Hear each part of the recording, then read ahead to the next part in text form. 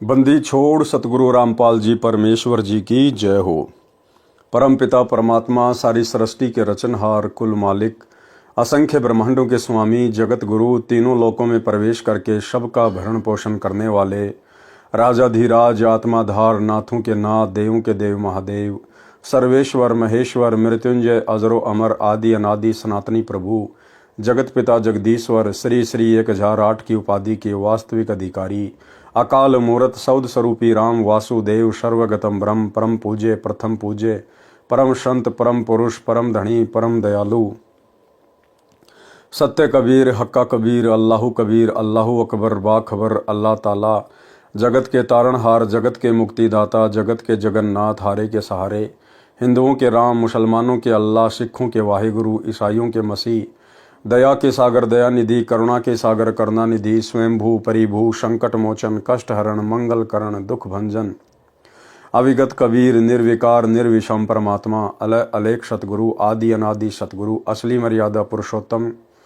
असली राम असली कृष्ण असली घनश्याम असली मुरारी राजाओं के राजा महाराजाओं के महाराजा शहनशाहों के शहनशाह सम्राटों के सम्राट भगवानों के भगवान अल्लाहों के अल्लाह प्रभुओं के प्रभु मसीहाओं के मसीह सच्चे वाहिगुरु बाबाओं के बाबा पीरों के पीर सेठों के सेठ जगत सेठ सावड़सा सेठ सर्वगुण संपन्न अनंत कोटि कलाओं के स्वामी अनंत कोटि ब्रह्मांडों के नायक योगियों में महायोगी ध्यानियों में महाध्यानी सिद्धों में परम सिद्ध ज्ञानियों में तत्व ज्ञानी ब्रह्म ज्ञानी महाज्ञानी परम ज्ञानी सर्वश्रेष्ठ ज्ञानी विज्ञानी युवा कबीर समरथ कबीर असमवात अमित ओझा सच्चे रहनुमा करीम अल्लाह सुभान अल्लाह दुनिया के अंतिम पैगंबर 8 सितंबर 1951 से गांव धनाना जिला सोनीपत हरियाणा भारतवर्ष की पावन भूमि पे प्रकट रियल कल की भगवान श्री नारायण साकार हरि श्री बाबा साहिब शब्द स्वरूपी राम संत श्रोमणी सतगुरु रामपाल जी परमेश्वर जी के चरण कमल में साध संगति से जुड़े हुए देश विदेश से आप हम सभी सत्सेवक भाई बहनों का अनंत कोटि दंडवत प्रणाम।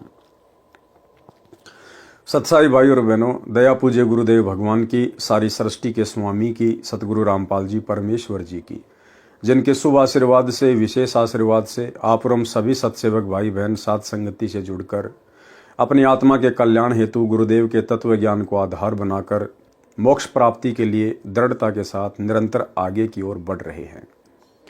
भाई और बहनों, पूज्य गुरुदेव जी के कर कमल से लिखित पवित्र पुस्तक मुक्ति बोध के ऊपर वीडियो बनाने की श्रृंखला जारी है। इसी श्रृंखला में आज हमारा ये 20वें नंबर का वीडियो है। प्रत्येक वीडियो में गुरुदेव भगवान के आशीर्वाद से हमें अध्यात्म से संबंधित बहुत कुछ जानने सीखने और समझने को मिलता है जो हमारे विश्वास को दृढ़ करता है। तो भाई और बहनों, शुरू करते हैं पूज्य गुरुदेव जी के कर कमल से लिखित पवित्र पुस्तक में आज का वीडियो। आज गुरुदेव ने पारक के अंक की कुछ वाणियों को शामिल किया है। पारक के अंक की वाणी नंबर 61-62। गरीब पीपा धन्ना रैदास थे सदन कसाई कोनी अवगत पूर्ण ब्रह्म को कहा करी अनहोनी गरीब रंका बंका तिर गए नामा छिपाने है ऊंचे कुल कुपोषणा जहां भक्ति नहीं परवे। सरलार्थ, परमात्मा की भक्ति किसी भी जाति व धर्म का स्त्री पुरुष कर सकता है।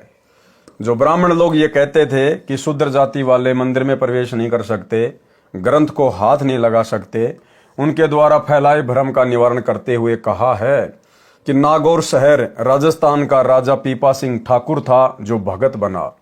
यानी अपने आप को ठाकुर समझने वालों ने भी परमेश्वर जी से दीक्षा ली, भगत बने।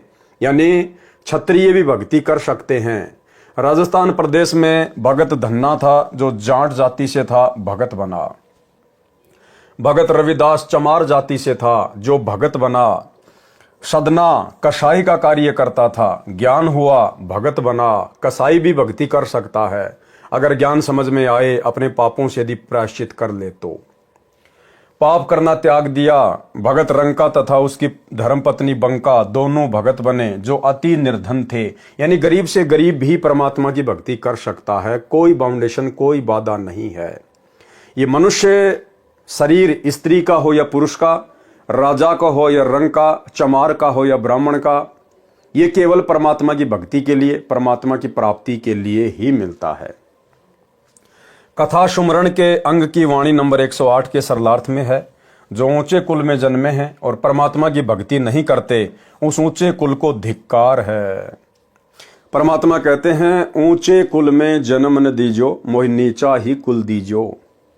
ऊंचे कुल में दुर्योधन रावण, नीचे कुल में गणिका। गणिका भिलनी पार उतर गई, गर्भ करो मत धन का।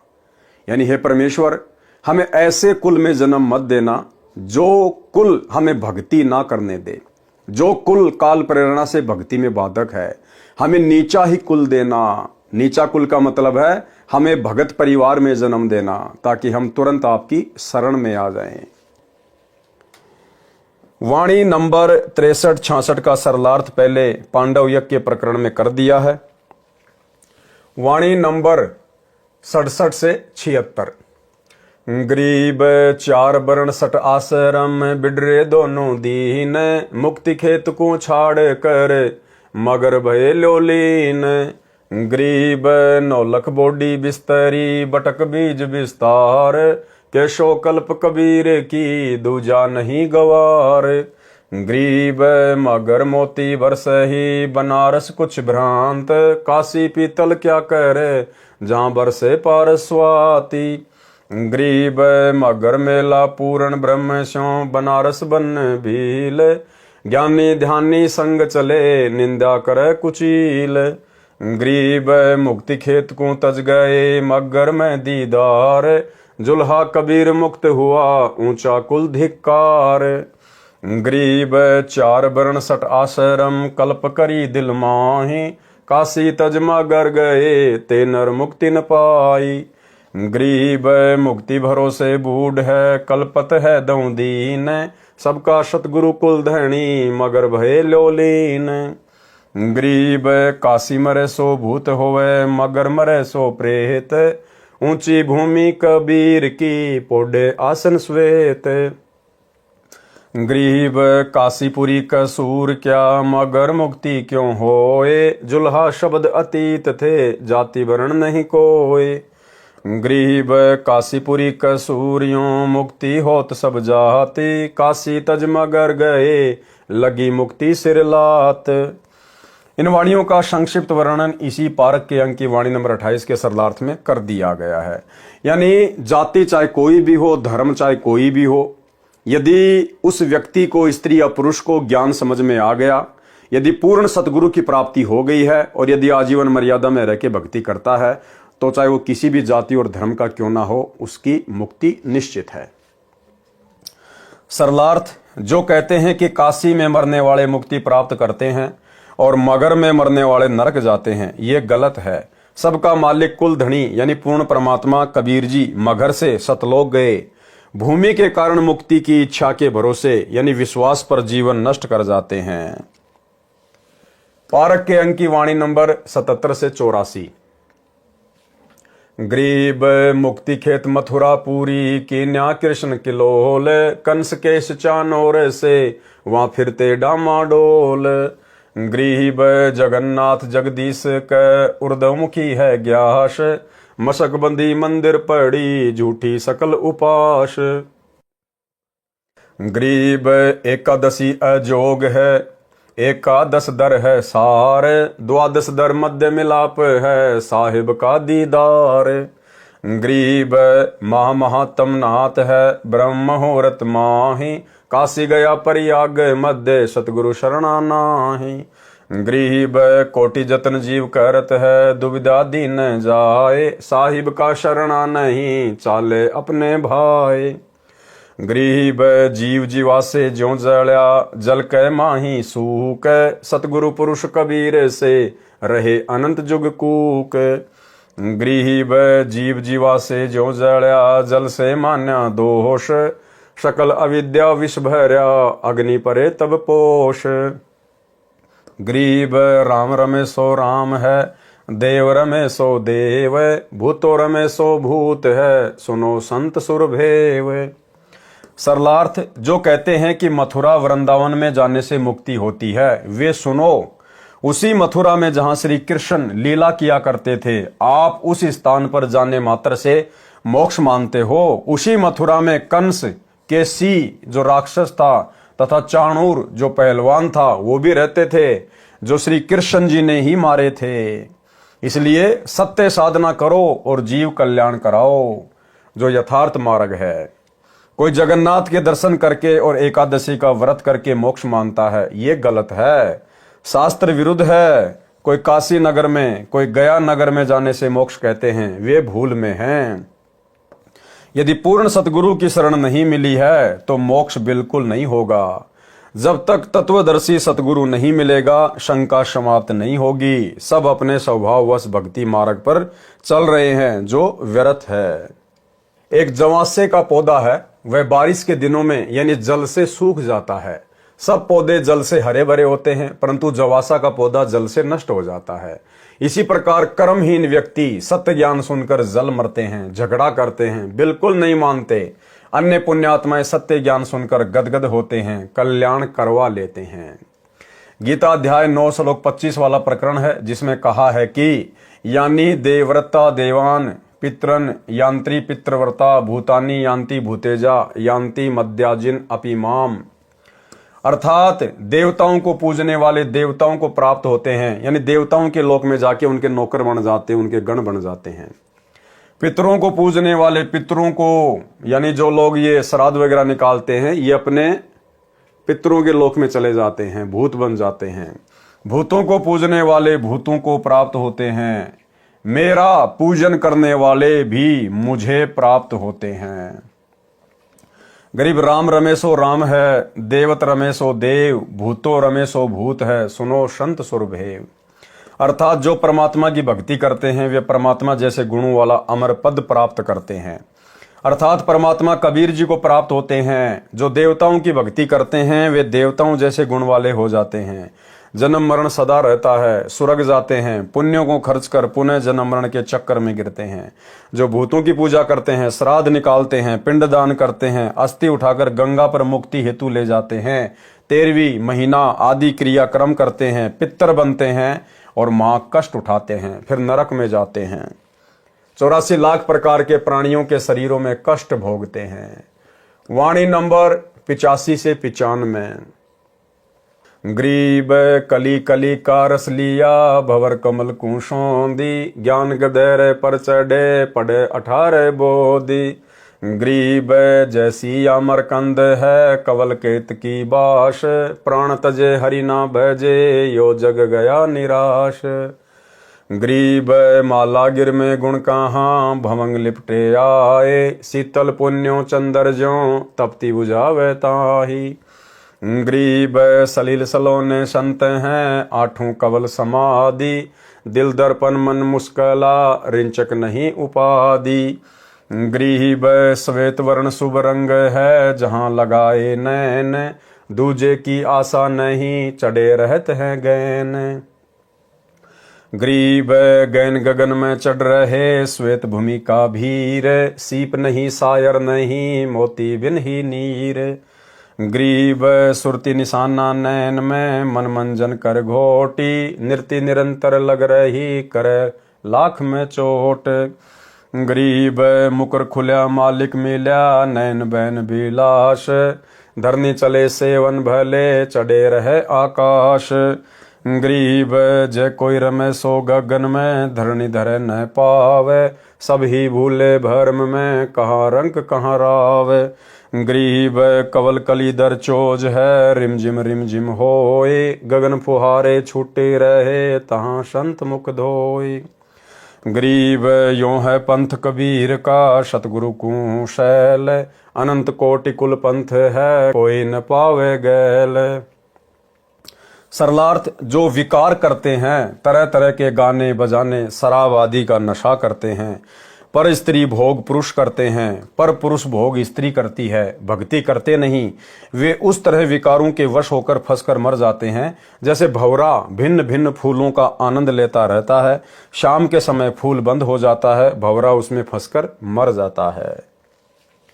संतों की संगत करने से जीव को शांति मिलती है, मोक्ष मिलता है। जैसे चंदन के पेड़ के तने में शीतलता होती है, सर्प को विष के कारण गर्मी लगती है, गर्मी के मौसम में चंदन के वृक्ष के तने के चारों ओर सर्प लिपटे रहते हैं। माला गिरे यानी चंदन में शीतल करने का गुण है, चांद में भी रात्रि में शीतलता का आभास होता है।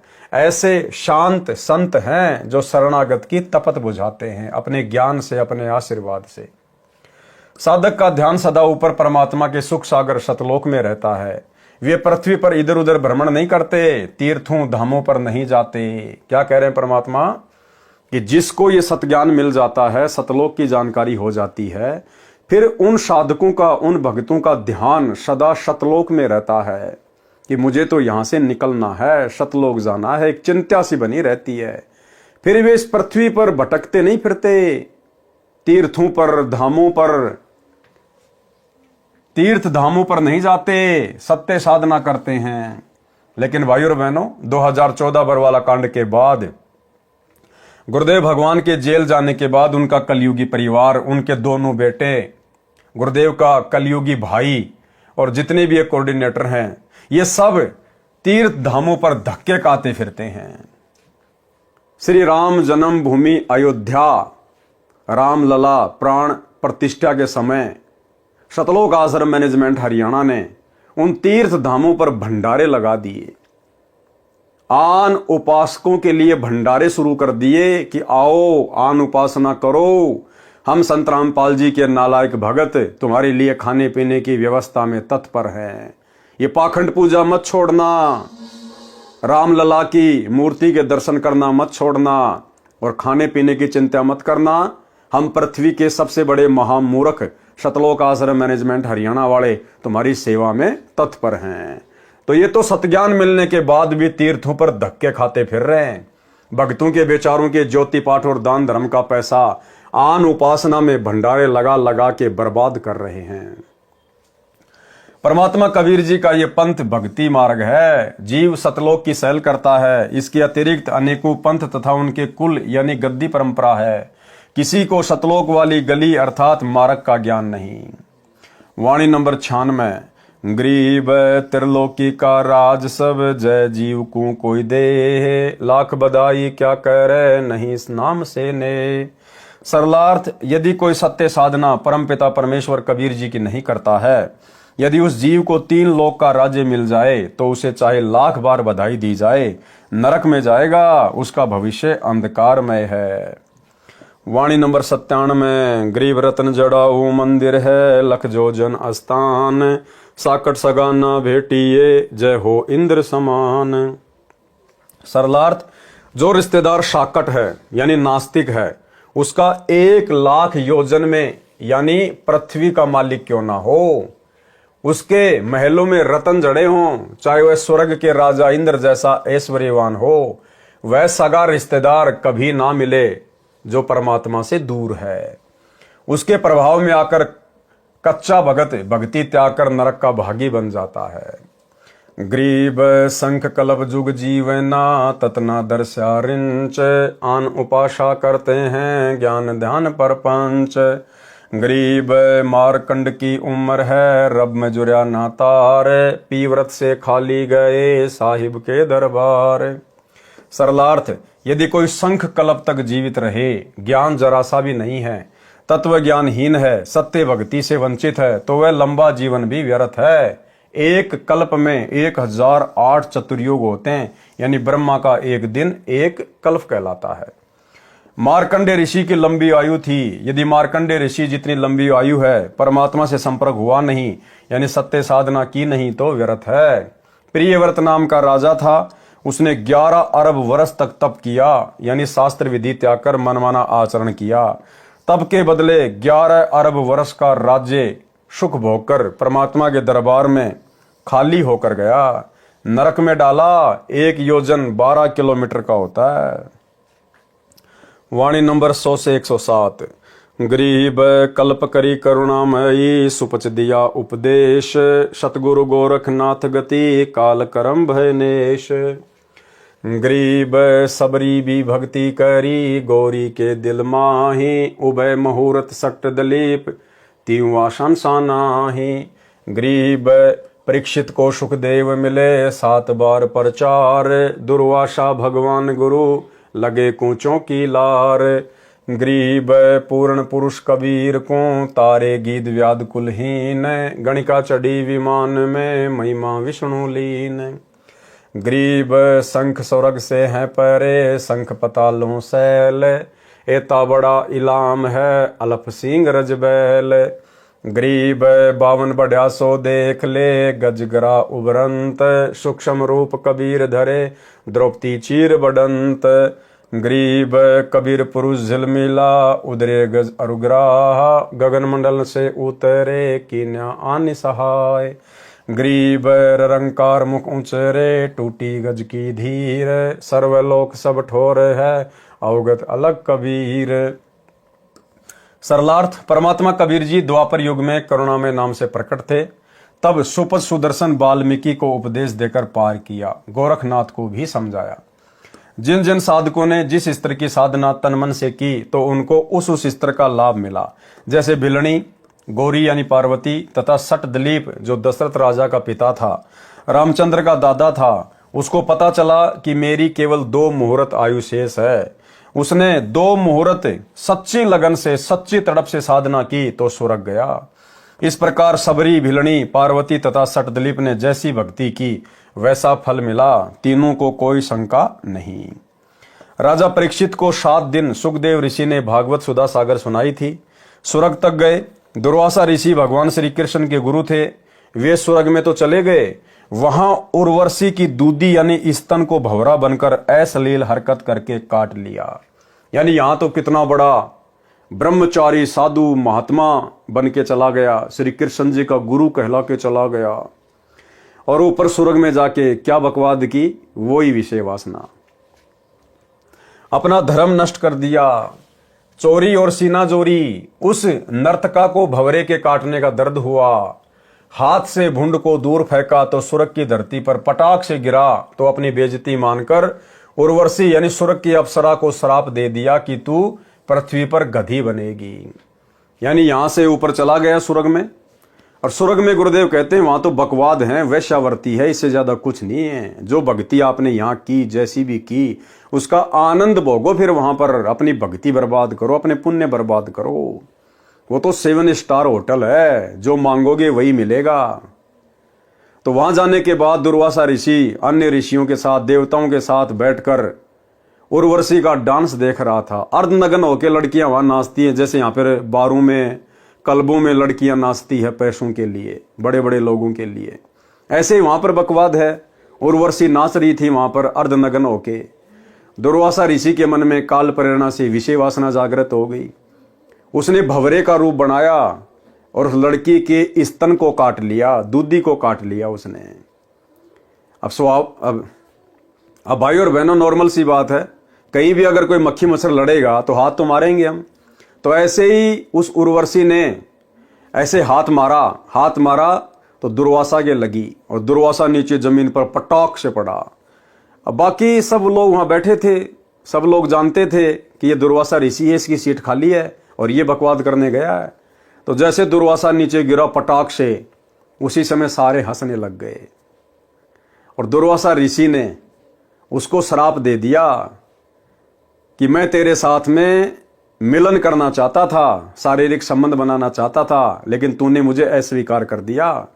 तो श्राप दे दिया कि तू पृथ्वी पे जाके गधी बनेगी। उस नाचने वाली को भंवरे के काटने का दर्द हुआ, हाथ से भुंड को दूर फेंका तो स्वर्ग की धरती पर पटाख से गिरा। तो अपनी बेइज्जती मानकर उर्वशी यानी स्वर्ग की अप्सरा को श्राप दे दिया कि तू पृथ्वी पर गधी बनेगी। इतना दुष्ट था दुर्वासा और ऋषि की पदवी प्राप्त था।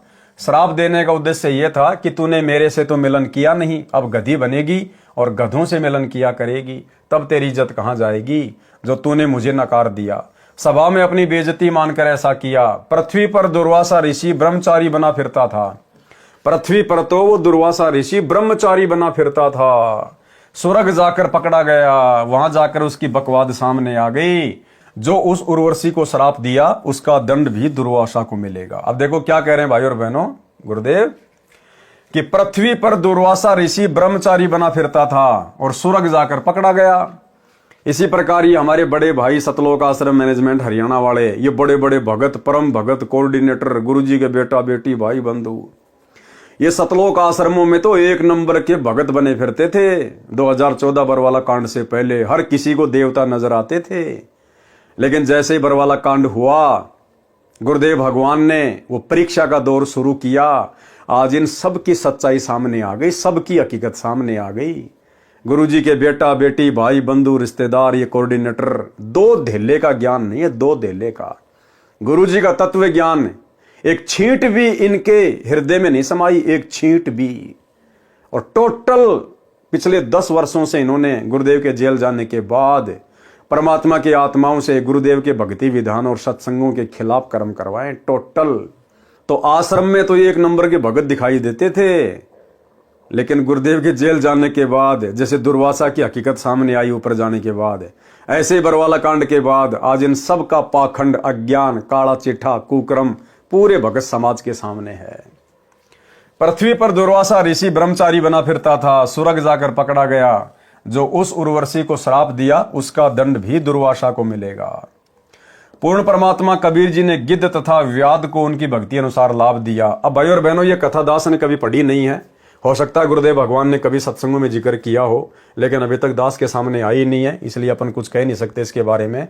कभी गुरुदेव भगवान जब आएंगे अपने मिशन को पूरा करके हिसार जेल से, उसके बाद गुरुदेव भगवान के मुख कमल से ही क्या है ये कथा गिद्ध और व्याग की, ये उनके मुख से सुनने को मिलेगी। पूर्ण परमात्मा कबीर जी ने गिद्ध तथा व्याग को उसकी भक्ति अनुसार लाभ दिया। गणिका यानी वैश्या का उद्धार किया। बलि राजा की यज्ञ में बावना बने, फिर विशाल रूप किया। गज तथा मगरमच्छ युद्ध कर रहे थे तो उनकी भी गति भक्ति अनुसार की। द्रौपदी का चीर भी परमात्मा कबीर जी ने बढ़ाया। द्रौपदी श्री कृष्ण जी की भगत थी, इसलिए बढ़ाई श्री कृष्ण को मिली। परमात्मा कबीर जी सर्वलोकों में सब स्थानों में विद्यमान है। वाणी नंबर 108 से 111। गरीब 87 छिक गए, साग पत्र किया भेंट, सब साहनपति साह है कबीर जगत सेठ। गरीब देही माही विदेह है, साहिब नर स्वरूप, अनंत लोक में रम रहा शक्ति कै रंग न रूप। गरीब लघु दीर्घ देवा पुरुष, नर जैसा उन्मान, सतगुरु सोई जानिए मुक्ति करत है प्राण। गरीब शत भक्ति परम पुरुष की, जय कर जाने कोय, सतनाम तारी लगे दिल दर्पण को धोए। सरलार्थ, जिस समय ऋषि दुर्वासा राजा दुर्योधन की बात मानकर पांडव जो 12 वर्ष का वनवास काट रहे थे उनको श्राप देने के लिए 88,000 साथी ऋषियों को लेकर वन में गए, तब परमात्मा कबीर जी श्री कृष्ण अर्थात श्री विष्णु रूप बनाकर पांडवों के डेरे में गए थे। जब दुर्योधन के कहने पर दुर्वासा ऋषि 88,000 साधु संतों को लेकर जंगल में चला गया पांडवों के पास में, क्योंकि उस समय पांडव अज्ञातवास भोग रहे थे, उनका लास्ट का वो वर्ष था। और दुर्योधन चाहता था कि मैं दुर्वासा को भेज दूं जंगल में उनके पास में, और पांडव 88,000 साधु संतों को भोजन करवा नहीं पाएंगे, और दुर्वासा एक नंबर का ये क्रोधी आदमी है, ये उनको श्राप दे देगा। तो ये सोचकर दुर्वासा को भेज दिया दुर्योधन ने। अब भाई और बहनों, उधर से द्रौपदी की पुकार पर कबीर परमेश्वर सतगुरु रामपाल जी भगवान श्री विष्णु का अर्थात श्री कृष्ण जी का रूप बना के आए, क्योंकि द्रौपदी श्री कृष्ण जी की भगत थी। श्री कृष्ण को पांडवों ने गुरु धारण कर रखा था।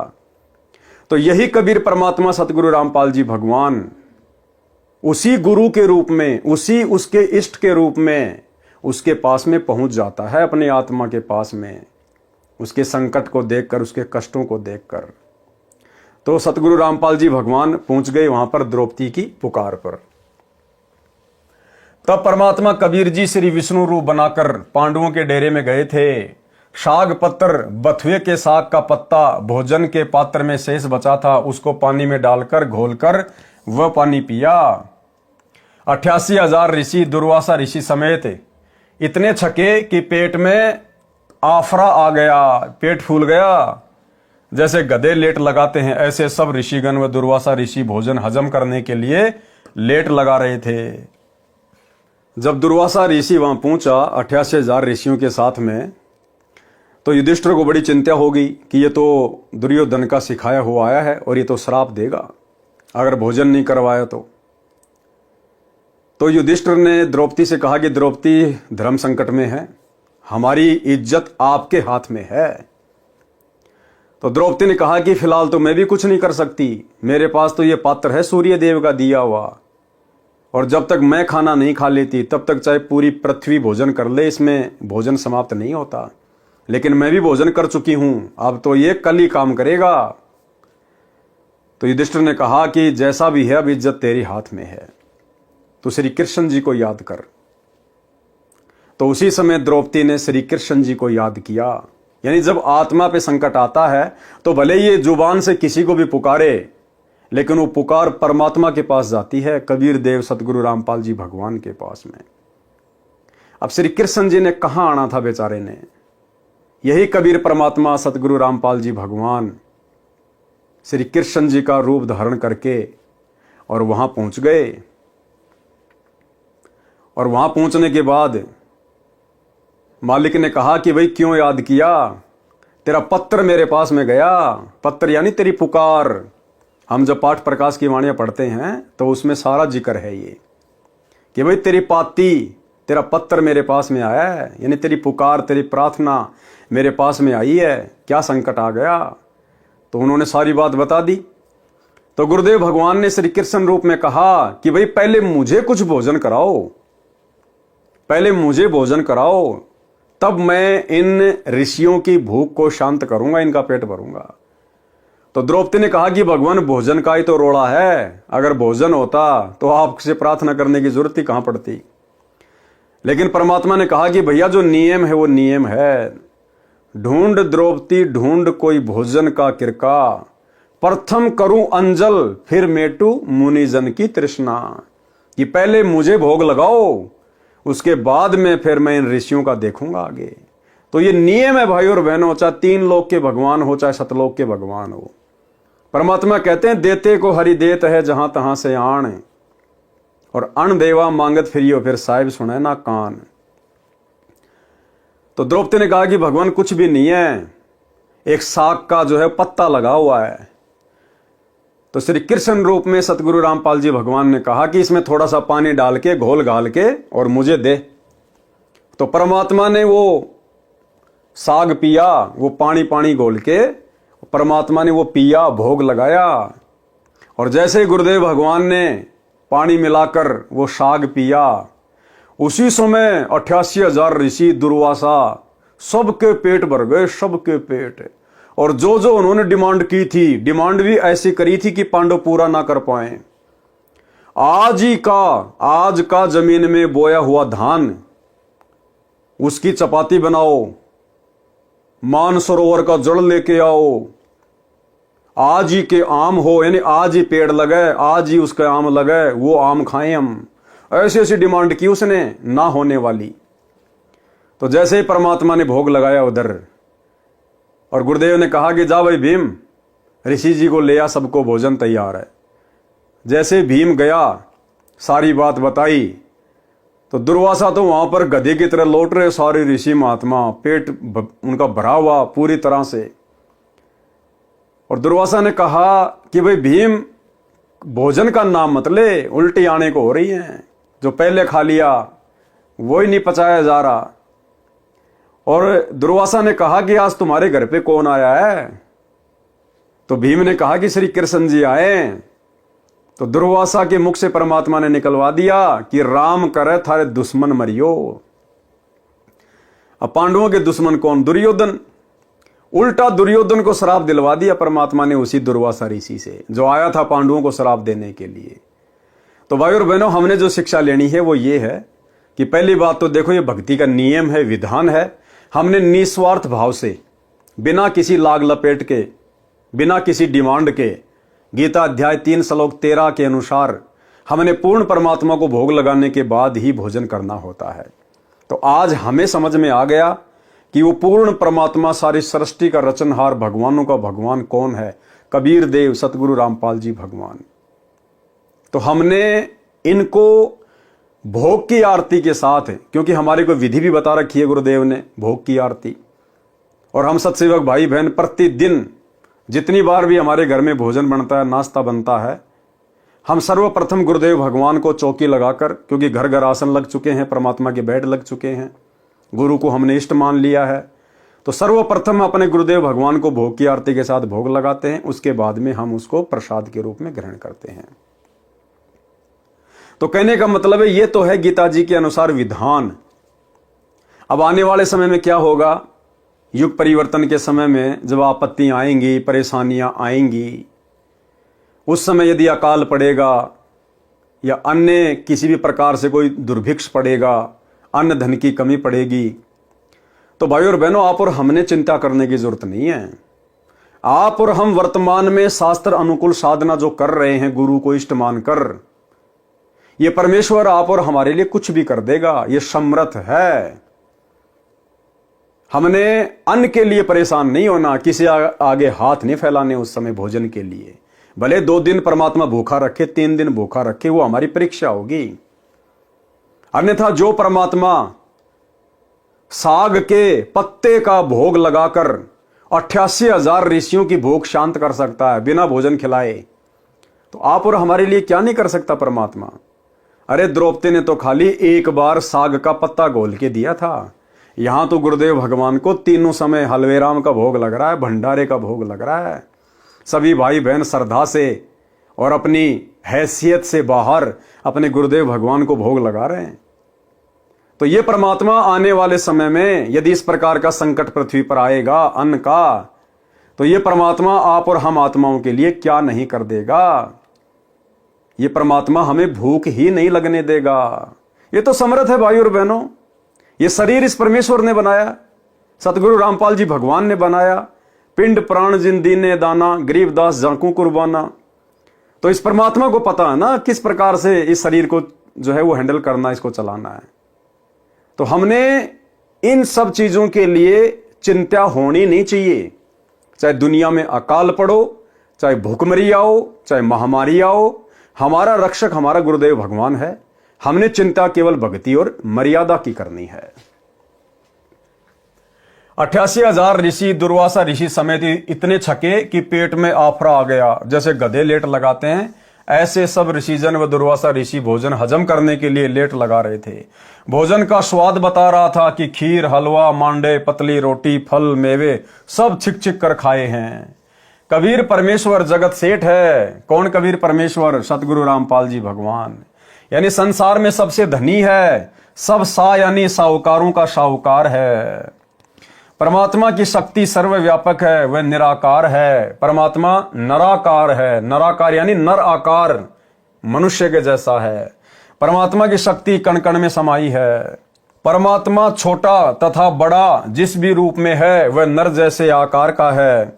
सतगुरु वही है जिसकी बताई साधना से साधक का मोक्ष होता है। सतगुरु कौन है? सतगुरु वही है जिसकी बताई गई साधना से भगत का मोक्ष होता है।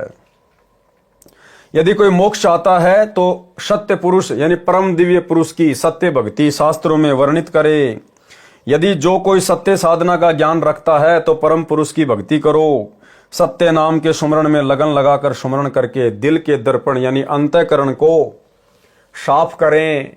वाणी नंबर 112 से 113। गरीब शिव का गण सेवन करे, मुर्ग लील तिस नाम, बहु उत्पात करत है पल पल आठों याम। गरीब सिद्धि शक्ति दिखाए कर, कोटि नगर नष्ट कर देत, क्रंच नाम एक संत की लगी तास कै फेट। सरलार्थ, काल द्वारा भ्रमित साधक शास्त्र विरुद्ध साधना करते हैं जिससे सिद्धियां प्राप्त हो जाती हैं। उनसे चमत्कार दिखाकर जनता में प्रशंसा के पात्र बन जाते हैं। सिद्धियों द्वारा हानि करके पूज्य बन जाते हैं। एक साधक शिवजी की साधना करके शिवजी के लोक में गण की उपाधि प्राप्त था। उसने सिद्धि शक्ति से बहुत उत्पात मचा रखा था। उसका मुर्ग लील नाम था। उसने अनेकों नगर सिद्धि से नष्ट कर दिए थे। एक किरंच नाम के संत ने उसकी सिद्धि विद्या काटकर उसे अचेत कर दिया। सचेत होकर क्षमा याचना की। अब ये भी करने वाला परमात्मा ये भाई और बहनों उस किरंच नाम के साधु के रूप में भी ऐसे लोगों को अपनी औकात याद दिलाने वाले भी यही कबीर परमेश्वर सतगुरु रामपाल जी भगवान है। सहज समाधि कैसे लगती है? पारक के अंक की वाणी नंबर 114 116। ग्रीब जैसे हाड़ी बीज धुने पंथी से बतलाए, जामे खंड पड़े नहीं मुख से बात सुनाए। ग्रीब नटवा की सुरती बांस में ढोल बोल बोगाज, कमंद चढ़े करुणामयी कबू न बिगड़े काज। ग्रीब जो धमगरती घात को देवे तुरंत बताए, जाको हीरा दर्श है जहां वहां टाकी लाए। सरलार्थ, परमात्मा कबीर जी ने अपनी प्रिय आत्मा संत गरीबदास जी को तत्व ज्ञान पूर्ण रूप से बताया था। संत गरीबदास जी ने उसे बताया है। परमात्मा कबीर जी का भगत नाम का जाप करे तथा नाम के सुमरण में ध्यान लगाकर सतलोक के सुख को याद करके रह रहकर उसकी प्राप्ति के बाद के आनंद की कल्पना करे। सतलोक के ऊपर ध्यान रहे, सुमरण करे, तब नाम पर ध्यान रहे, इसे सहज समाधि कहते हैं। उदाहरण बताए हैं, किसान हल चलाता हुआ बीज बो रहा होता है। कई किसानों के खेत एक गांव से दूसरे गांव को जाने वाले रास्ते पर होते हैं। किसान बीज भी बो रहा होता है, रास्ते पर चलते पंथी यानी पैदल यात्री से बातें भी कर रहा होता है। बीज के दाने उसी प्रकार जमीन में बो रहा होता है, उसके बीज बोने के ध्यान में कमी नहीं आती। बिना बात करे जिस औसत से दाने छोड़ रहा होता है, यात्री से बातें करते समय भी वह उसी औसत से बीज के दाने छोड़ता रहता है, उसमें अंतर नहीं आता। इसे सहज समाधि कहा जाता है। अन्य उदाहरण नट यानी बाजीगर का बताया है। कबीर परमात्मा की वाणी है कि कबीर जैसे नटनी चढ़े बांस पर नटवा ढोल बजावे जी, इधर उधर से निगाह बचाकर ध्यान बांस में लावे जी। अर्थात नट की पत्नी खेल करते समय लगभग 12-15 फुट लंबे बांस पर बिना जमीन में गाड़े केवल जमीन के ऊपर रखकर उसके ऊपर चढ़ती है, जो महासंतुलन का अनोखा खतरा भरा कर्तव्य होता है। पृथ्वी में गाड़कर भी बांस पर चढ़ना कठिन है, वह तो बिना पृथ्वी में गाड़े उसके ऊपर चढ़कर अंतिम सिरे पर पेट रखकर हाथ से भी बांस को छोड़कर पैर भी सीधे कर लेती है। उसका पति ढोल बजाकर उसके ध्यान को डिगाना चाहता है। दर्शक भी ताली पीट पीट कर प्रसन्नता प्रकट करते हैं, परंतु नटनी सब ओर से ध्यान हटाकर अपनी सुरती बांस पर रखती है।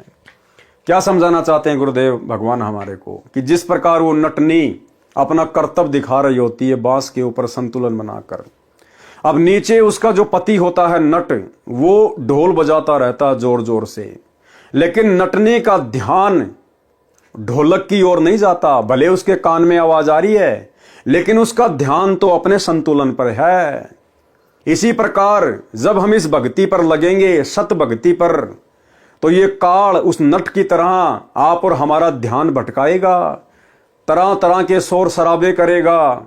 पड़ोस में किसी की शादी है, डीजे बज रहा है, अचानक से कोई गाड़ी आ गई, उसमें तेज आवाज में गाने चल रहे हैं, अन्य छोटी मोटी कोई परेशानी। तो इस प्रकार ये काल हमारे सामने हमारे उस भक्ति संतुलन को बिगाड़ने का प्रयास करेगा। दूसरी तरफ जो दर्शक होते हैं वो उसके कर्तव्य को देखकर तालियां बजाते हैं, उसकी प्रशंसा कर रहे हैं, लेकिन वो नटनी प्रशंसा पर ध्यान नहीं देती, वो अपने संतुलन पर ध्यान रखती है।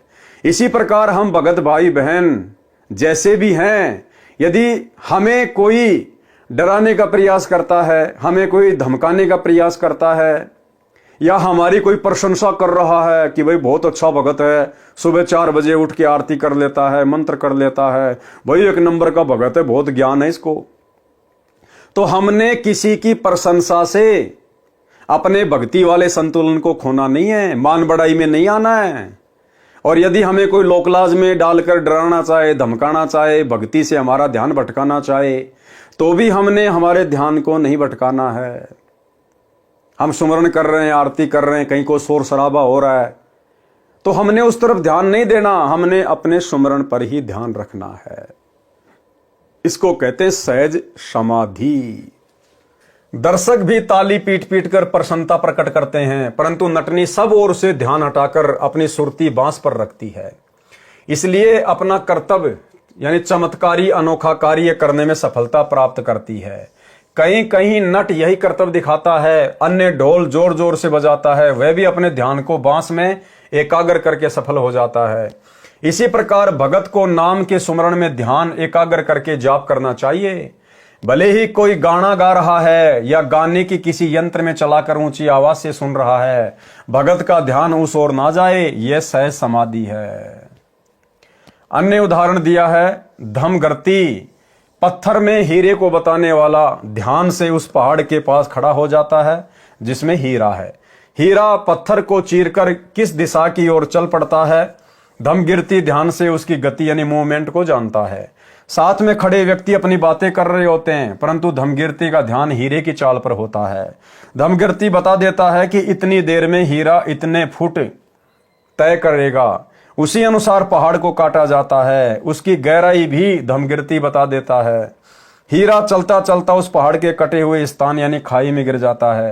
हीरे का व्यापारी उसे प्राप्त कर लेता है। भगत को परमात्मा के नाम रूपी हीरे पर निरंतर ध्यान रखकर परमात्मा रूपी लाल को प्राप्त करना चाहिए।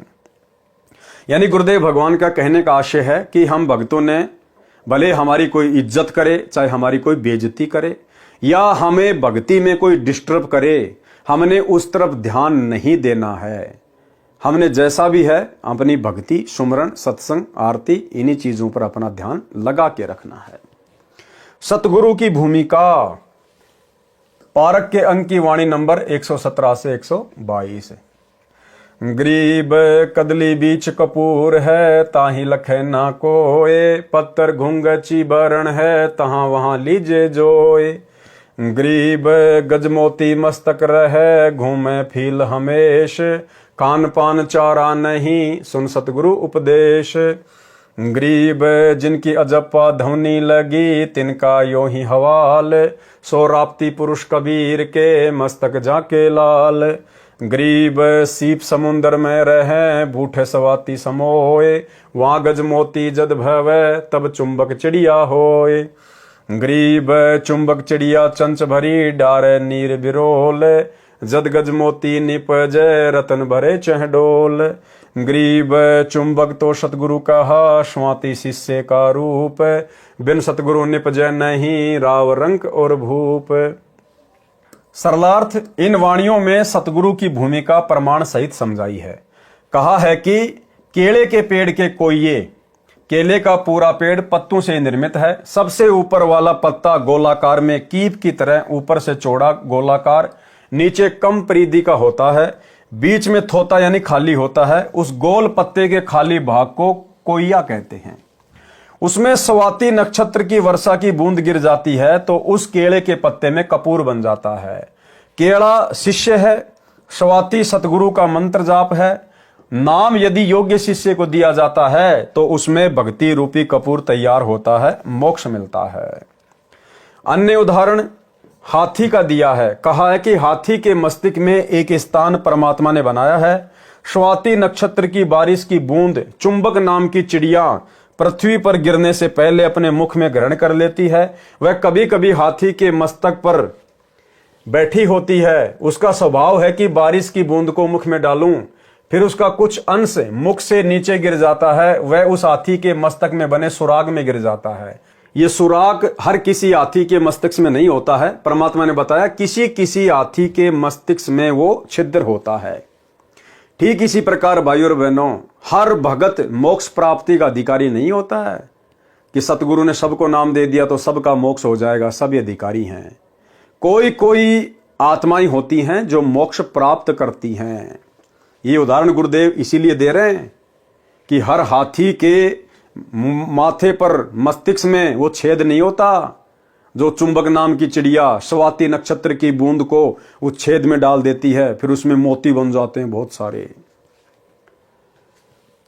उसका स्वभाव है कि बारिश की बूंद को मुख में डालूं, फिर उसका कुछ अंश मुख से नीचे गिर जाता है, वह उस हाथी के मस्तक में बने सुराग में गिर जाता है। उससे हाथी के माथे में बने सुराग के अंदर मोती बनने लग जाते हैं। जैसे माता का गर्भ का बच्चा बढ़ता है तो माता का पेट भी बढ़ता रहता है, फिर समय आने पर बच्चा सुरक्षित जन्म लेता है। इसी प्रकार हाथी के उस मोती उद्गम सुराग में कई चुंबक चिड़ियां स्वाति की बूंदें डाल देती हैं। हाथी के मस्तक वाले मोती उद्गम स्थान में सैकड़ों मोती तैयार हो जाते हैं। समय पूरा होने पर अपने आप निकलने लगते हैं, ढेर लग जाता है। ये स्थान सब हाथियों में नहीं होता है, वो छिद्र सब हाथियों के मस्तक में नहीं होता। इसी प्रकार हर आत्मा मोक्ष प्राप्ति की अधिकारी नहीं होती है। इसमें हाथी शिष्य है, चुंबक चिड़िया सतगुरु है, स्वाति बूंद नाम है, जैसे ऐसे सतगुरु रूप चुंबक चिड़िया सच्चे नाम रूपी स्वाति शिष्य के हृदय में डालते हैं, भक्ति तथा मोक्ष रूपी मोती बनते हैं। जिस हाथी के मस्तक के अंदर मोती होते हैं उसे अंदर ही अंदर नशा हो जाता है, वह मस्ती में मतवाला होकर घूमता रहता है, चारा खाना भी छोड़ देता है। जिन भक्तों ने सतगुरु जी से उपदेश सुनकर दीक्षा लेकर सच्चे मन से जपा तो उनकी ऐसी दशा हो जाती है, वे कबीर परमात्मा के हाथी हैं जिनके हृदय में भक्ति रूपी लाल बन जाता है। अर्थात फिर उस भगत को संसार की कोई टेंशन नहीं, वो अपनी भक्ति में मस्त रहता है। उसको लोक लाज मान बढ़ाई राग द्वेष ईर्ष्या से कोई लेना देना नहीं होता है। वो अपने सतगुरु की भक्ति में अपना तन मन धन सब लगा देता है। अन्य उदाहरण सीप का दिया है। सीप एक जल की जीव है, समुद्र में रहती है। समुद्र का जल खारा होता है। जिस समय बारिश होने को होती है तब समुद्र का जल अंदर से कुछ गर्म होता है। उस उष्णता से सीप को बेचैनी होती है, वह जल के ऊपर आकर मुख खोल लेती है। यदि उस समय बारिश की बूंदें गिर जाती हैं तो सीप को शांति हो जाती है, अपना मुख बंद कर लेती है। उस जल को जो सीप के मुख में गिरा स्वाति कहते हैं। जिस सीप में स्वाति गिरी उसमें मोती बन जाता है। कुछ समय उपरांत परिपक्व होकर मोती जल में गिर जाता है। इस उदाहरण में सीप तो शिष्य है, स्वाति दीक्षा मंत्र है, बादल सतगुरु है। सीप से मोती अपने आप नहीं निकलता। एक सुकचमीन वह मोती के ऊपर के मांस को खाने के लिए उसको टक्कर मारती है कि इस मांस के अंदर घुसकर खाऊंगी, परंतु वह मांस मात्र प्याज के जाड़े जैसा रक्त वर्ण का होता है। सुकच मछली की टक्कर से मोती सीप से निकल समुद्र में गिर जाती है। यहाँ सुकचमीन तो सार शब्द है, स्वाति सतनाम है। यदि सुकचमीन टक्कर नहीं मारती है तो वह मोती सीप में ही गलकर नष्ट हो जाता है। गरीब सुकचमीन मिलता ना भाई तो स्वाति सीप ए ले जाई। अर्थात संत गरीबदास जी ने बताया है कि यदि सुकच मछली नहीं मिलती तो सीप तथा उसमें गिरी स्वाति व्यर्थ जाती। सुकच मछली सार शब्द जानो। सार शब्द सतनाम के जाप को सफल करता है। सतगुरु सार शब्द देता है। सार शब्द कौन देता है? सतगुरु देता है। अब वर्तमान में कौन दे रहा आप सबको पता है। इसी प्रकार भगत को प्रथम नाम द्वितीय नाम मिल जाए, सार नाम नहीं मिला तो मोक्ष नहीं होगा, वह जीवन व्यर्थ गया, परंतु अगला मनुष्य जन्म स्त्री पुरुष का मिलेगा। उस जन्म में सतगुरु मिले और सब तीनों नाम मिल गए तो मोक्ष हो जाएगा। सतगुरु के बिना जीव का कल्याण संभव नहीं है। वाणी नंबर 123 से 125। गरीब अदर सिंहासन गगन में, बोरंगी बरिया में, जाका नाम कबीर है, सारे सबके काम। गरीब पड़या धनी से काम है, प्रहलाद भक्ति को बूझी, नरसिंह उतरया अरस से, किने न समझी गूजी। गरीब नर मृगेश आकार होए, कीनी संत सहाय, बालक वेदन जगत गुरु, जानत है सब माए। सरलार्थ, परमात्मा कबीर जी का अधर यानी ऊपर सतलोक में सिंहासन है, वह सब भक्तों के कार्य सिद्ध करता है। प्रहलाद भगत को धनी यानी परमात्मा से काम पड़ा तो परमात्मा ने उसका कार्य सिद्ध किया। प्रहलाद भगत से पता करो कि कैसी अनहोनी परमात्मा ने की थी। परमात्मा समर्थ कबीर आकाश से उतरा था, हिरण्यकशिपु को मारा था। नर यानी मानव, मृगेश यानी सिंह रूप बनाकर संत प्रहलाद की सहायता की थी। जैसे बच्चा भूखा प्यासा होता है तो उसकी पीड़ा को माता जानती है, दूध जल पिलाती है, ऐसे जगत गुरु अपने शिष्य के कष्ट को जानता है। कौन? जगत गुरु। ऐसे जगत गुरु अपने शिष्य के कष्ट को जानता है, अपने आप कष्ट निवारण कर देता है भक्ति से, उसकी मर्यादा देखकर, उसके भाव देखकर। यानी प्रार्थना लगाने की जरूरत नहीं है जगत गुरु के पास में। क्या कह रहे हैं गुरुदेव? ऐसे ही जगत गुरु अपने शिष्य के कष्ट को जानता है, अपने आप कष्ट निवारण कर देता है, उसकी श्रद्धा देखकर, उसकी मर्यादा देखकर, उसकी भक्ति देखकर। वाणी नंबर 126 से 133। गरीब इस मोले के मुल्क में, दोनों दिन हमारे, एक बामे एक दाहिने, बीच बसे करतार। गरीब करता आप कबीर है, अविनाशी बड़ अल्लाह, राम रहीम करीम है, कीजियो सुरती निगाह। गरीब नर रूप साहिब धैणी, बसे सकल के माही, अनंत कोटि ब्रह्मांड में, देखो सब ही ठाई। गरीब घटमट महत्व में बसे, अचराचर ल्योलीन, चार खानी में खेलता, ओ अलय बेदीन। गरीब कौन गड़े कौन फूकिए, चारों दाग दगंत, ओ इनमें आया नहीं, पूर्ण ब्रह्म बसंत। गरीब मात पिता जाके नहीं, नहीं जन्म प्रमाण, यो तो पूर्ण ब्रह्म है करता हंस अमान। गरीब आत्म और परमात्मा एक नूर जहूर, बिचकर झाई कर्म की ताते कई दूर। गरीब परमात्म पूर्ण ब्रह्म है आत्म जीव धर्म में, कल्प रूपी कल में पड़ा जासे लागे क्रम। सरलार्थ, परमात्मा के सब जीव हैं, दोनों धर्म हिंदू तथा मुसलमान हमारे हैं। एक परमात्मा के दाईं ओर जानो, दूसरा बाईं ओर, दोनों के मध्य में परमात्मा निवास करता है। अब देखो गुरुदेव क्या कह रहे हैं कि दोनों धर्म हिंदू मुसलमान परमात्मा के ही हैं। एक अगर दायां अंग है तो दूसरा बायां अंग है, बीच में कबीर परमात्मा सतगुरु रामपाल जी भगवान है। अब बताओ भाई, परमात्मा तो कह रहे हैं कि दोनों धर्म मेरे ही हैं, मेरे बच्चे हैं। और जब बांग्लादेश में हिंदुओं के ऊपर कह रहे थे कि अत्याचार हो रहे हैं, वहां के मुसलमान अत्याचार कर रहे हैं, और हिंदुस्तान के अपने आप को हिंदू कहने वाले, बजरंग दल वाले, विश्व हिंदू परिषद वाले मध्य प्रदेश के मंदसौर में रैलियां निकाल रहे थे, धरने निकाल रहे थे बांग्लादेश के मुसलमानों के खिलाफ। तो काल प्रेरणा से सतलोक आश्रम मैनेजमेंट हरियाणा ने मध्य प्रदेश की संगत को मुसलमानों के विरोध में उस रैली में शामिल कर दिया। अरे भाड़ में जाओ दुनिया, भाड़ में जाओ हिंदू, भाड़ में जाओ मुसलमान। आप और हम कौन हैं? हमारा मकसद क्या है? हम क्यों भक्ति से जुड़े हैं? दुनिया भर में ढिंडोरा पीटते हो, जीव हमारी जाति है, मानव धर्म हमारा, हिंदू मुस्लिम सिख ईसाई धर्म नहीं कोई न्यारा। और तत्वदर्शी संत के शिष्य होने के बावजूद किसी एक धर्म के विरोध में दूसरे धर्म के पक्ष में जाके बैठ गए तुम। धिक्कार है, धिक्कार तुम्हारे ज्ञान को। परमात्मा के सब जीव हैं, दोनों धर्म हिंदू तथा मुसलमान हमारे हैं। एक परमात्मा के दाईं ओर जानो, दूसरा बाईं ओर, दोनों के मध्य में परमात्मा निवास करता है।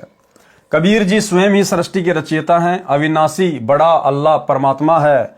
राम कहो, रहीम कहो, करीम दयालु है, कीजियो सुरती निगाह, ध्यान से देखो यानी विचार करो। परमात्मा मानव रूप में है, सबका मालिक सर्वव्यापक है। कोई तो मुर्दे को पृथ्वी में गाड़ देता है, कब्र बनाता है, कोई अग्नि में जला देता है। ये सब मुझे यानी कबीर परमेश्वर जी को अच्छा नहीं लगता। पूर्ण मुक्ति प्राप्त करो, वह तो परमात्मा चारों दागों में नहीं आता। एक जमीन में गाड़ते हैं, एक धर्म अग्नि में जला देता है, एक जल प्रवाह कर देता है, एक जंगल में पक्षियों के खाने के लिए डाल देता है। ये चार दाग कहे जाते हैं, परंतु परमात्मा कबीर जी किसी दाग में नहीं आते। वे साक्षात अजर अमर हैं, कबीर जी हैं। परमात्मा के कोई माता पिता नहीं है, उनके जन्म का कहीं पर प्रमाण नहीं है। कबीर परमात्मा पूर्ण ब्रह्म भक्तों को शांति प्रदान करता है। आत्मा तथा परमात्मा की एक जैसी छवि है, बीच में पाप कर्मों की झाई यानी मैल है, इसलिए परमात्मा जीव से दूर कहा जाता है। परमात्मा तो पूर्ण ब्रह्म बताया है, आत्मा जीव धर्म से जन्मती मरती है, इसलिए जीव धर्म में है। वाणी नंबर 134 से 141। गरीब कर्म लगे शिव विष्णु के, भर में तीनों देव, ब्रह्मा जुग 36 लग कछु न पाया भेव। गरीब शिव को ऐसा बर दिया, अपने ही परियाए, भागी फिरती हूँ लोक में, भस्मा गिरी लिए ताय। गरीब विष्णु रूप धरी छल किया, मारे भस्मा भूत, रूप मोहिनी धर लिया, बेगी सिंगारे दूत। गरीब शिव को बिंदु जराइया, कंदर्प किया नाश, फेरी बोरी प्रकाशिया, ऐसी मन की बांश। गरीब लाख लाख जुग तप किया, शिव कंदर्प के हेत, काया माया छोड़ कर ध्यान कवल शिव श्वेत। गरीब फूक्या बिंदु विधान से, बोहर न उग बीज, कला विशंबर नाथ की कहाँ छिपाऊं रीज। गरीब पार्वती पत्नी पलक परी, त्रिलोकी का रूप, ऐसी पत्नी छोड़ कर कहाँ चले शिव भूप। गरीब रूप मोहिनी मोइया, शिव से सुमरथ देव, नारद मुनि से को गिणे, मरकट रूप धरेव। वाणी नंबर 134 से 136 का सरलार्थ। सूक्ष्म मन की मार सभी जीवों पर गिरती है। जीव एक समान सूक्ष्म मन के सामने विवश है। जब तक पूर्ण सतगुरु नहीं मिलता तब तक सूक्ष्म मन के सामने विवेक कार्य नहीं करता। हिंदू धर्म के श्रद्धालु श्री शिव जी को तो सक्षम मानते हैं, सब देवों का देव यानी महादेव मानते हैं। सूक्ष्म मन के कारण वे भी मार खा गए, क्योंकि वे भी जीव संज्ञा में हैं। प्रमाण, जिस समय भस्मासुर ने तप करके भस्म कंडा श्री शिव जी से वचनबद्ध करके ले लिया था, तब भस्मासुर ने शिव से कहा था कि मैं तेरे को भस्म करूंगा, तेरे को मारकर तेरी पत्नी पार्वती को अपनी पत्नी बनाऊंगा। तब डर के कारण श्री शिव जी भाग लिए। भस्मासुर में भी सिद्धियां थी, वह भी साथ दौड़ा। शिव जी भय के कारण अधिक गति से दौड़ा तथा एक मोड़ पर मुड़ गया। उसी मोड़ पर एक सुंदर स्त्री खड़ी थी। कौन थी सुंदर स्त्री? स्वयं कबीर परमेश्वर सतगुरु रामपाल जी भगवान ने उस सुंदर स्त्री का रूप बनाया, पार्वती का। उसी मोड़ पर एक सुंदर स्त्री खड़ी थी। उसने भस्मासुर की ओर अश्लील दृष्टि से देखा और बोली कि शिव तो आसपास रुकेगा नहीं, जाने दे, आजा मेरे साथ, मौज मस्ती कर ले, मैं तेरा ही इंतजार कर रही हूं। तुम पूर्ण मर्द हो, शक्तिशाली हो। भस्मासुर पर काम वासना का भूत सवार था ही, उसे और क्या चाहिए था? उसी समय रुक गया। युवती ने उसका हाथ पकड़ कर नचाया। गंडस्थ नृत्य करते समय हाथ सिर पर करना होता है। भस्मासुर का भस्म कंडे वाला हाथ भस्मासुर के सिर पर करने को युवती ने कहा कि इस नृत्य में दायां हाथ सिर पर करते हैं, यह नृत्य पूरा करके मिलन करेंगे। ज्यों ही भस्मासुर ने भस्म कंडे वाला हाथ सिर पर किया तो युवती ने बोला, अर्थात परमेश्वर सतगुरु रामपाल जी भगवान ने बोला, भस्म। उसी समय भस्मासुर जलकर नष्ट हो गया। वह युवती भगवान स्वयं ही शिव शंकर की जान की रक्षा के लिए बने थे। भगवान स्वयं ही बने थे। विष्णु को तो फोकट की महिमा मिल गई, परंतु महिमा विष्णु को दी। विष्णु रूप में प्रकट होकर परमात्मा उस भस्म कंडे को लेकर श्री शिव के सामने खड़े हो गए तथा शिव से कहा कि हे शिव, इतने तेज क्यों दौड़ रहे हो? शिव ने सब बात बताई कि आप भी दौड़ जाओ, भस्मासुर मुझे मारने को मेरे पीछे लगा है। तब विष्णु रूपधारी परमात्मा ने कहा कि देख, आपका भस्म कंडा मेरे पास है। शिव ने तुरंत पहचान लिया और रुक कर पूछा कि ये आपको कैसे मिला? विश्वास नहीं हो रहा था। भगवान ने कहा, ये ना पूछ, अपना कंडा लो और घर जाओ। परंतु शिव को विश्वास नहीं हो रहा था कि उग्र रूप धारण किए भस्मासुर से कैसे ये भस्म कंडा लिया। जिद कर ली। तब परमात्मा ने कहा कि फिर बताऊंगा। इतना कहकर अंतर ध्यान अदृश्य हो गए। शिव कुछ आगे गया तो देखा कि अति सुंदर युवती अर्धनग्न शरीर में मस्ती से एक बाग में टहल रही थी। दूर तक कोई व्यक्ति दिखाई नहीं दे रहा था। शिव जी ने इधर उधर देखा और लड़की की ओर मिलन के उद्देश्य से चले। लड़की शिव को देखकर मुस्कुराकर आगे को कुछ तेज चाल से चटक मटक कर चल पड़ी। शिव ने बड़ी मशक्कत करने के बाद लड़की का हाथ पकड़ा। तब तक शिव का वीर्य पतन हो चुका था। उसी समय विष्णु रूप में परमात्मा खड़े थे और कहा कि मैंने भस्मासुर को इस प्रकार वश में करके गंडस्थ नाच नचाकर भस्म किया। तो उस सुंदर स्त्री का रूप जिसको देखकर तीन लोक के स्वामी भगवान शंकर का भी वीर्यपात हो गया, विषय वासना से इतना पागल हो गया। उस सुंदर युवती के रूप को देखकर, रूप किसने बनाया? गुरुदेव भगवान ने। भस्मासुर को सुंदर स्त्री का रूप बनाकर किसने गंडस्थ नाच नचाकर उसको भस्म किया? गुरुदेव भगवान ने। इसलिए भाई और बहनों, दास ने पिछले एक वीडियो में जिक्र किया था कि भाई और बहनों, आप और हमें तत्व ज्ञान मिल गया है। वैसे तो आप और हमारे पर गुरुदेव भगवान का आशीर्वाद है, परमात्मा ऐसी कोई गलती हमसे नहीं होने देंगे। फिर भी भाई और बहनों, क्योंकि मन जब तक शरीर है तब तक मन भी हमारे साथ में है, यह हमें भटकाने का प्रयास करेगा और कई बार परमात्मा भी भगत की परीक्षा ले लेता है।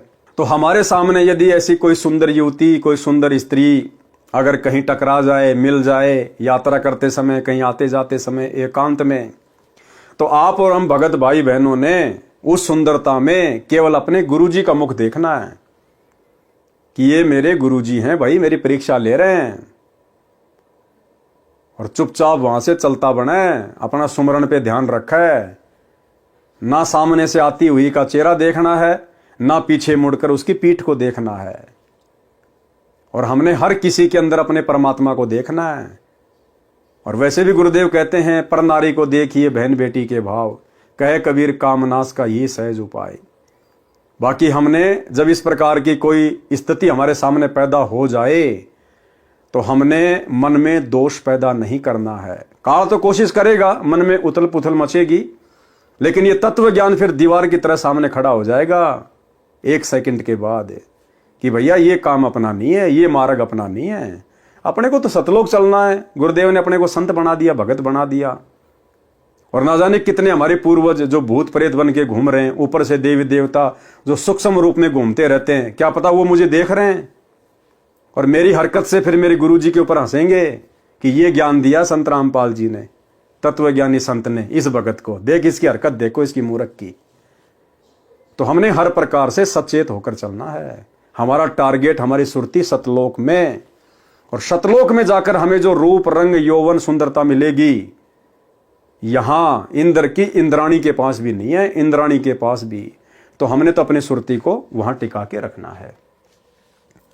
संत गरीबदास जी ने सूक्ष्म मन की शक्ति बताई है कि शिव जी की पत्नी पार्वती 3 लोक में अति सुंदर स्त्रियों में से एक थी। अपनी पत्नी को छोड़कर शिव जी ने चंचल माया यानी बदनारी से मिलन सेक्स करने के लिए उसे पकड़ लिया। ये सूक्ष्म मन की उत्पत्ति का उत्पात है। ये सूक्ष्म रूप से काल ऐसे चाल चलता है। वाणी नंबर 137 से 141 का सरलार्थ है। इन्हीं काल प्रेरित आत्माओं ने ब्रह्मादिक ब्रह्मा विष्णु महेश को भी मोहित कर लिया, यानी अपने जाल में फंसा रखा है। शेष यानी अन्य बचे हुए गणेश जी भी स्त्री के संग में रहे। गणेश जी के 2 पुत्र थे, एक का नाम शुभम यानी शुभ, दूसरे का नाम लाभम यानी लाभ था। शंकर यानी शिव जी की अडिग विचलित न होने वाली समाधि आंतरिक ध्यान लगी थी, जो हमेशा सदा ध्यान में रहते थे। उनको भी मोहिनी अप्सरा स्वर्ग की देवी ने मोहित करके डगमग कर दिया था। तो भाई और बहनों, ये काल का बहुत भयंकर जाल है, और इस जाल से यदि कोई बचा है तो केवल सतगुरु का भगत बचा है। केवल सतगुरु अपने आशीर्वाद से, अपनी शक्ति से, अपनी सामर्थ्यता से अपने भगत को बचाता है। बाकी भगत अपने स्तर पर चाहे कितनी भक्ति कर ले, कितना कुछ कर ले, अपने स्तर पर वो कुछ नहीं कर सकता। पंखा चाहे लाख रुपए का है, सोने की पंखुड़ियां हैं, जब तक चलाने वाला बटन नहीं दबाएगा तब तक पंखा अपने आप नहीं चलेगा, क्योंकि वो केवल एक यंत्र है, उसको चलाने वाला यंत्री कोई और है। तो हम जीव हैं, हम चाहे कितनी भक्ति कर लें, कितने बड़े अपने आप को भगत समझ लें, हमारा रिमोट हमारे गुरुदेव भगवान के हाथ में है। बलवानों का बल और बुद्धिमानों की बुद्धि इस पूरी सृष्टि में सतगुरु रामपाल जी परमेश्वर जी के हाथ में है। इसलिए हमने गुरुदेव के चरणों में आधीनता के साथ में पड़े रहना है। अगर ऊपर मुंह करके थूकेंगे तो अपने ऊपर ही गिरेगा और हंसी के पात्र भी बनेंगे। तो भाई और बहनों, अपना टारगेट केवल मोक्ष, सतलोक, ये रंग बिरंगी दुनिया, इन विषय वासनाओं के बाग में भंवरे बनकर आप और हम करोड़ों अरबों बार भटक चुके हैं, गधे कुत्ते शुअर बन चुके हैं, अपना अनमोल मनुष्य जीवन न जाने कितने बर्बाद कर चुके हैं। तो ये लास्ट जन्म है, इसको लास्ट ही हमने बनाना है। और इतने सिर हमने इस काल को दे दिए बकवाद करके, अब भक्ति करके ये सिर यानी ये मन अपने गुरु को देंगे। यो मन संतों दीजिए तो गोविंद पाइए। और मन सतगुरु को देने का मतलब है जीवित ही मर जाना। ये लाखों लाखों साल की उम्र प्राप्त करके राजा महाराजा बन के हजारों हजारों स्त्रियों को भोग लिया, देवता बन के अप्सराओं को भोग लिया, क्या मिला याद भी नहीं आज। अब ये 15, 20, 30 साल की उम्र है, अब इसमें क्या सुख भोग लेगा इस गंदे लोक में। तो ये सोचकर हमने सतगुरु के चरणों में पड़े रहना है। जीवित ही मृत बनकर यो गुरु ज्ञान विज्ञान वाणी, जीवित ही जग में मरो। तो भाई और बहनों, आज की वीडियो में केवल इतना ही। कल रात्रि 8 बजे फिर से गुरुदेव भगवान के आशीर्वाद से सभी भाई बहन लाइव जुड़िए एक नई वीडियो के साथ में। तब तक गुरुदेव भगवान हम सबको आज्ञा दें, इजाजत दें, आशीर्वाद दें। बंदी छोड़ सतगुरु रामपाल जी भगवान की जय हो।